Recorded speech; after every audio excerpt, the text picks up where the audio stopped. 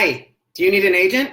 If so, I'm really glad you're here because today I'm going to talk about the biggest mistakes I see actors making whenever they're looking for an agent or reaching out to representation, whether that's an agent or a manager.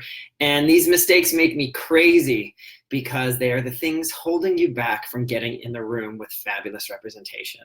And the truth is they're really easy to avoid, but they just don't come, they're not intuitive. So I see actors make these mistakes all the time, and I want to put a stop to it so that you can go out there and land fabulous representation, the representation you're meant to have so that you can be out there booking fabulous jobs. So I'm Brian Pataka. In case we've never met before, I'm really glad that you're here. I'm just gonna do one thing to my camera here. Hold on a second. Okay, hold on, it froze, there you are. Okay, so if you have any questions during this, please pop them into the chat. I'm gonna get to them at the end, but I wanna make sure I cover these right away because these are the mistakes that are so easy to make, and they just, they piss me off. All right, so if you are here and you are looking for an agent, just give me a shout by letting me know where you are. And if you're in a neighborhood, you can say Los Feliz, or you can say the West Village. Just put that in the comments so I can just see you. If you're in a place where you can type, because some people told me they were doing this in the waiting room, which might be difficult for them. So let me know where you are. I'll just start it off by letting you know that I'm in Los Feliz. All right, let's get started. So the first mistake in this one might seem obvious at first, but it's a little insidious, and it is often I see it in actors' emails. So let me go here first. You need, don't be humble, don't sit down. So what I find actors do is we come to an agent email with the idea that I need to really make sure that they see my street cred. We almost drive towards, can I prove that I deserve to be represented? And let me show you that by listing a bunch of credits or things that I've done, which, by the way, whenever you're reaching out to agents or managers, especially over email, they're gonna get a chance to see your resume. So don't be humble. What I mean by that is use adjectives. So I'm going to tell a quick story. Yesterday, I was working with, or actually this week, I was working with an actor, and he sent out his email yesterday, and he's gotten 8 responses almost immediately as soon as he sent it. And here's what happened. We didn't lie in that email. We didn't make it like, oh my gosh, we're going to make it sound like you did this, or we're going to just kind of pull the veil over their eyes and be secret about it. What we did is we owned what he's done, and we used terrific adjectives to help him. Now, for most of us who are out there, you don't necessarily think of writing as like your strong suit, right? So if you haven't already done it, please go to dearnewagent.com and download my free templates to help you, and use those as well as your own smarts to kind of fix this huge mistake. Let me get into the mistake a little bit more though. So dearnewagent.com, if you don't have those free email templates, grab them. That'll be really helpful in what I'm teaching today. So don't be humble. The solution here is to use adjectives like, let me give you some examples of some great adjectives. Extensive credits in blank. Several. These are words we kind of pull out because we think we need to be really black and white. We get really, like when we first learned how to write the English language and we had to do the MLA style of writing a letter, where you had to like put the credits and put the quotes around it and use punctuation. Take all of those rules out. We don't talk that way. I want you to write the email the way that you talk. So the mistake we make is we tend to play small. It's a little bit like when someone says, so you're an actor, so where you are. So it's like when your aunt asks you, so you're an actor, so are you on TV right now? We tend to respond to these agent emails. We treat them like they're our aunts and our uncles and not acting like they're part of the business. So because they are part of the business, just on base level, assume a level of familiarity with what it means to be in the business. An assumption of the business is up and down. You get a job, you don't get a job. You have auditions, you get callbacks, you don't get callbacks. That like agents know that it goes up and down like this. So rather than making it sound bright and shiny and that your life is perfect, or by playing small and just being like, here's what I did, here's a school that I want you to use your adjectives. Like I said, extensive, several. I've studied with some of the best is a great phrase I've seen people use in the past. This really humbled me is a great way to say I worked with somebody terrific. Actually kind of reverse language, reverse psychology of what I just said. It also can be the kind of thing where you'd say, I was so excited to work with this person because XYZ. So we're using the name, maybe you're dropping a name, maybe you want to name drop somebody you've worked with. Don't hide those. Put that front and center. It gives you street cred, and it's the kind of thing probably buried in your resume. So what I want to make sure I'm nailing here is this is the stuff you're saying so that I, the agent or manager, will want to go look at your resume. Remember, the goal here is it's kind of like if you've had a fancy dinner, you've had an amuse-bouche. We want this email to be an amuse-bouche, meaning you want to eat more of it, right? So whet their appetite with descriptive, beautiful adjectives. And if you have trouble with this, like I have a thesaurus app on my Chrome browser that I use to help me find good language for myself. So open that thesaurus and look for humbled, look for great, look for several, look for extensive, look like best. Look for language that puts you in the place where I'm claiming where I am right now. All right. So hopefully that kind of helps you whet your appetite around that, kind of in circular talking there for you. All right. So the next thing I want to talk about is, and this is the one that is so easy to do, and it comes from a sense of I'm not valid unless I have credits.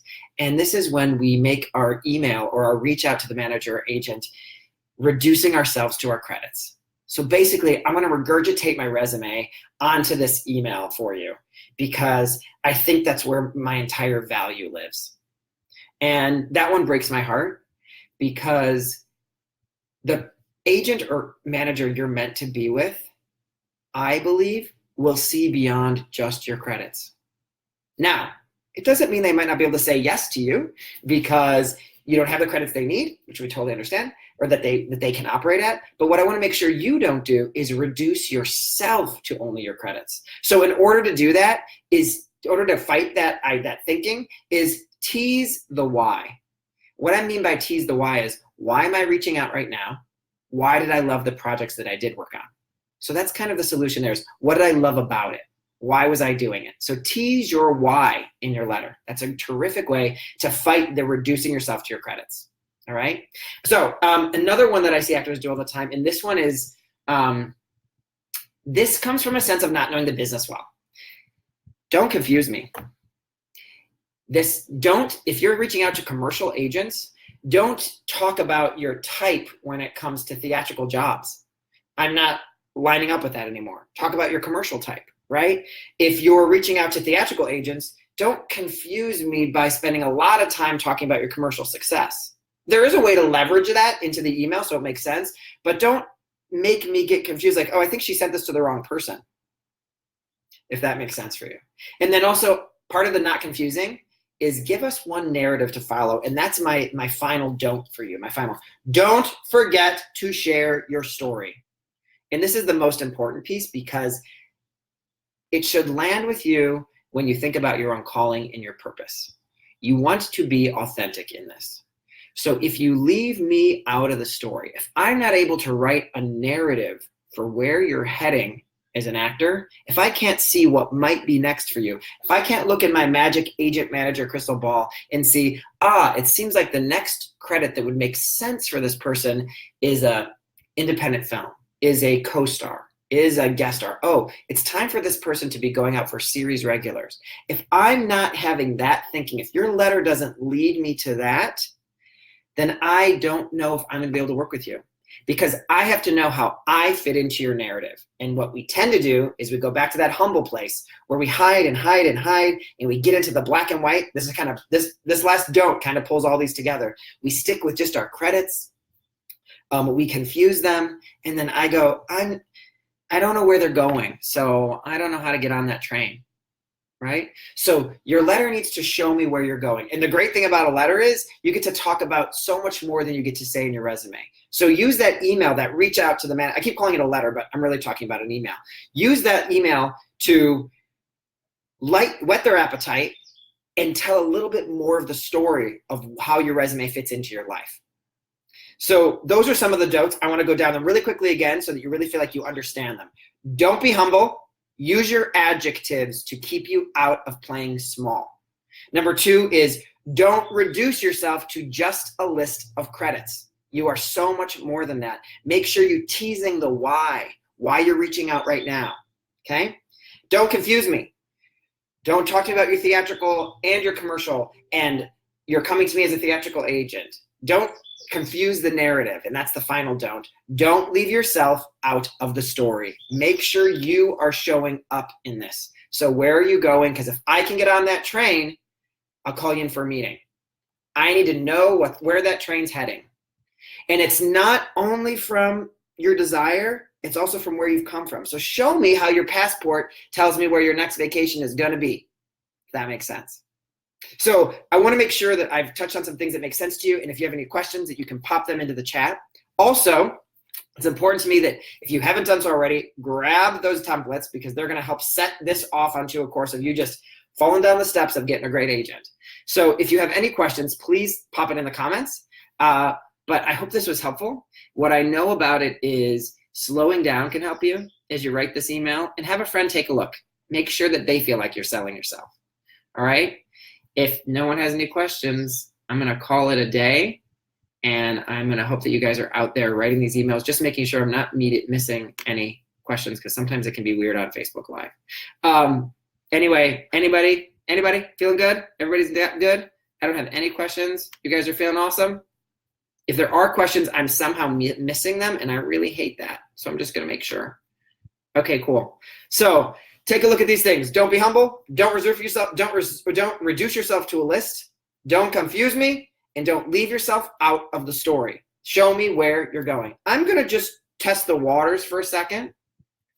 If anyone is out there and feeling afraid to ask a question about reaching out to managers and agents, know that everyone watching this probably could be served by your question as well. So if you're feeling small right now, I want to make sure you hear me encouraging you. And if that's not the case and no one has a question, terrific. But I just want to make sure that if someone does, you pop that into there. And it looks like there are any questions. If I'm missing the questions, I'm upset, and I'll try to get to them on the Facebook. Now, in the Facebook group, for those of you who are in this group, know this. When you ask questions on here, I am determined to get back to you in some way or another. So please ask your questions in this Facebook group and use this group as a resource. I look forward to seeing you again soon. And I don't know about you, but I know that most actors are challenged by making a fabulous reel. And if that describes you at all, this Saturday, my favorite editor in the world is going to be here, and she knows how to make a purse out of a sow's ear. I've seen footage. I was like, we better just trash that. Landry makes it into magic. So Saturday morning, she's hosting a very special Facebook Live right here, telling you the top 10 don'ts for creating a reel. And she is so explicit with these, you will be able to make them actionable right away. So thank you so much for joining me today, and I hope you have a beautiful, why are people crying? I see sad faces. Thanks so much for joining me today, and if I missed the comments, I'm gonna try to get back on there. I don't know why Facebook's being so tough on me if I am. I will try to get back and get some answers to you. Have a beautiful week, and I hope to see you again very soon right in this group. Be well.